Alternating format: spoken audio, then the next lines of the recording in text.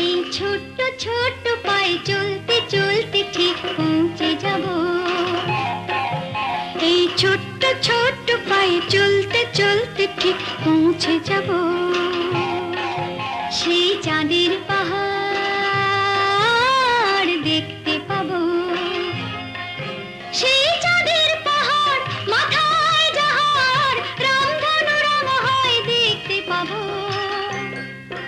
ঠিক পৌঁছে যাব এই ছোট্ট ছোট্ট পায়ে চলতে চলতে ঠিক পৌঁছে যাব।